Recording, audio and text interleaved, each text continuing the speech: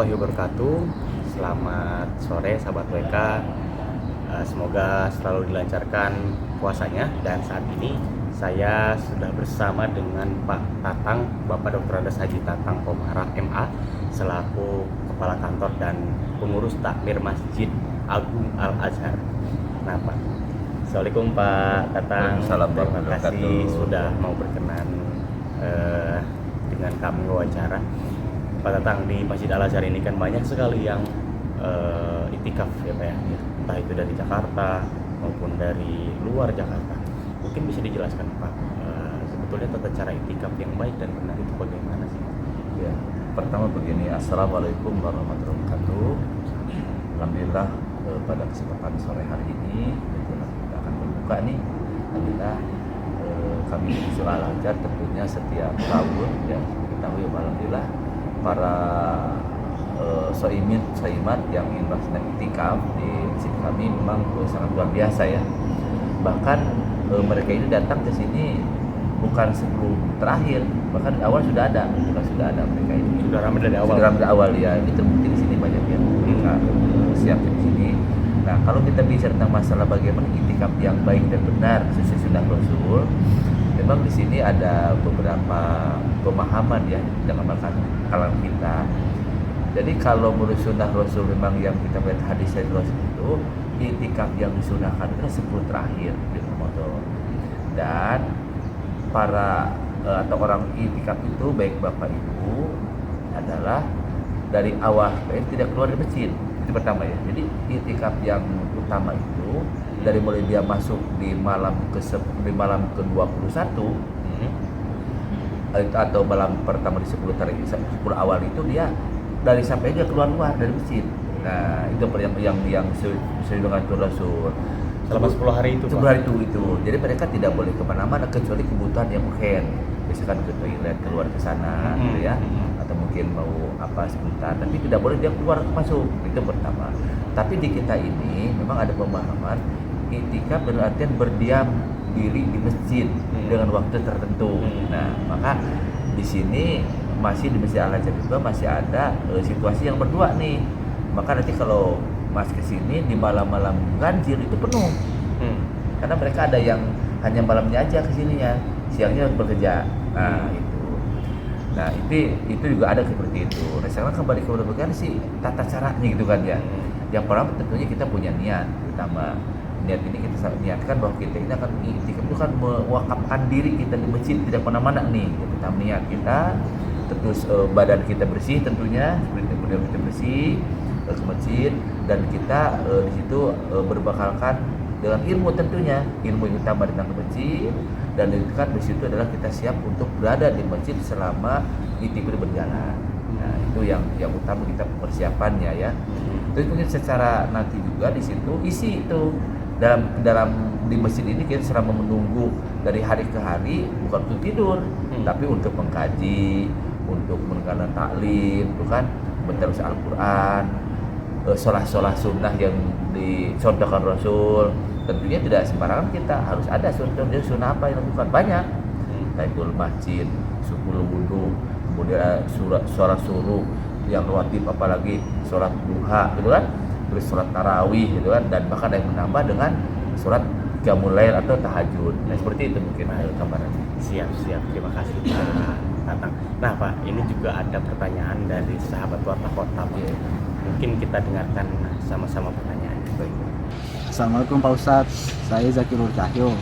Izin bertanya Pak Ustadz, bagaimana cara mendapatkan keberkahan Lailatul Qadar dan apa ciri-cirinya kita mendapatkan keberkahan Lailatul Qadar? Terima kasih Pak Ustadz. Ya, alhamdulillah ini ada pertanyaan dari Mas Zaki Durcahyo ini bahwa apa sih tanda-tandanya keberkahan yang diterima oleh orang-orang yang melaksanakan itikaf selama 10 hari itu kan ya. Nah ini begini, memang bagus pertanyaan ini supaya mungkin orang itu ketika masuk di 10 akhir puasa ini itikaf apa sih yang dituju. Nah ini jadi bagi orang-orang yang masih itikaf itu sudah jelas. Pertama ya dari Al-Quran surat Al-Qadar ya, Al-Quran itu mengatakan di sana khairum min alfi syahr, itu pertama.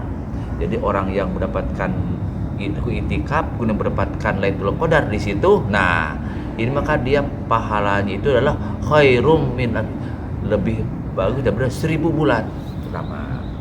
Nah, bagaimana kehidupan keseharian? Nah, ini ada minimal ada 5 poin. Jadi orang-orang yang betul-betul itikaf berhasil dan mendapatkan Lailatul Qadar, pertama, bahwa dalam kehidupannya mendapatkan ketenangan. Nah, ketenangan secara jiwa, secara batin, bahwa dirinya memang sudah betul-betul mendapatkan ketenangan itu tidak main-main dalam kehidupannya, dalam lingkungannya, baik di tempat kerja, di rumahnya, dia pokoknya tidak ada istilah was-was, apalagi pesimis, apalagi dia khawatir, pokoknya dia jalan dengan sebaik mungkin. Itu pertama. Yang kedua, dari segi kuantitas dan kualitas ibadah ditambah. Nah, jadi orang yang mendapatkan di itikaf dapat Lailatul Qadar, maka dia ibadahnya akan tambah frekuensinya. Artinya begini, mungkin tambah secara frekuensinya, yang biasa mungkin sholat duhanya hanya 2 rakaat, nambah jadi 4. Kemudian dia ketika bicara tentang sedekah yang biasa sekali seminggu, nambahlah frekuensinya. Kualitasnya demikian. Nah, bagaimana kualitasnya? Nah, masalah sholat misalkan, maka dia cari ilmunya seperti apa supaya keimanan tersebut ada dalamnya dan kualitas sholatnya tambah bagus. Makanya bagi orang yang sholatnya sudah bagus sesuai dengan fungsinya, tanha anil fahmi, kalau sholat itu mencegah perbuatan mungkar. Nah, maka akan lakukan seperti itu. Itu yang kedua. Yang ketiga, insya Allah secara finansial. Nah, secara rezeki itu Allah juga akan tambah. Tapi ingat, rezeki itu tidak sebatas rupiah, tidak sebatas dolar, tapi kesehatan, itu kan. Kemudian ada peluang kerja, punya sahabat yang baik-baik, lingkungan itu rezeki dari Allah. Jadi luar biasa itu, ya. 3 tuh. Yang keempatnya bahwa dia setelah tenang, kemudian selalu gemar untuk melakukan kebaikan-kebaikan secara umum. Nah, istilah kalau bahasa Sunda itu ringan bukan Sunda ya, bahasa Sunda itu ringan tangan. Selalu ingin membantu orang walaupun dalam kesusahan dia selalu membantu. Bagaimana supaya hidup itu bermanfaat dalam kehidupannya, itu kan. Terakhir, dari orang-orang yang mendapatkan dokter itu bahwa di samping yang pertama, yang utama tadi mendapat ampunan. Nah, ini pokoknya dia mendapat ampun dari Allah SWT bagi orang yang melaksanakan dengan qoma, dengan betul-betul berdirinya, artinya melaksanakan ibadah malam itu, maka dia mendapatkan ampun dari Allah SWT yang ujung-ujungnya mendapatkan surganya Allah SWT. Itu ya. Jadi itu Mas Cahyo ya, itu jawabannya untuk apa sih asar bekas dari orang yang mendapatkan atau berkah dari Lailatul Qadar sendiri. Ya, Sobat WK, itu tadi penjelasan yang cukup detail ya dari Bapak Haji Tatang Komara terkait dengan keberkahan yang bisa kita dapat dari Lailatul Qadar. Nah, Pak, mungkin bisa disampaikan, Pak, ini kan sudah berjalan beberapa hari puasa. Baik, kepada umat muslim kita, pesannya. Baik, terima kasih. Kepada saudara-saudara kami ini kaum muslimin, mari manfaatkan gitu kan. Mari manfaatkan momen yang datang setiap tahun ini, yang hampir setiap musim merindukan kehadirannya.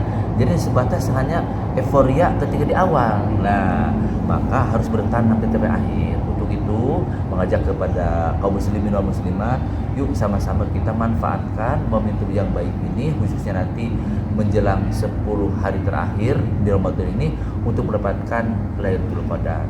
Masjid Al-Azhar insyaallah ya menampung ratusan jamaah, bahkan ribuan jamaah untuk sama-sama melakukan itikaf dan berada di masjid selama 10 hari dan menuju kepada kita menjadi orang-orang yang dapat keberuntungan itu mendapatkan Lailatul Qadar. Nah, itu terima kasih. Siap, terima kasih banyak Pak Tatang Komara atas waktunya. Dan Sobat WK, sampai bertemu di episode Ramadan lainnya.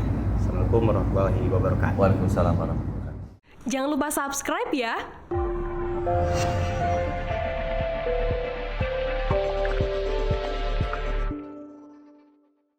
Jangan lupa subscribe ya.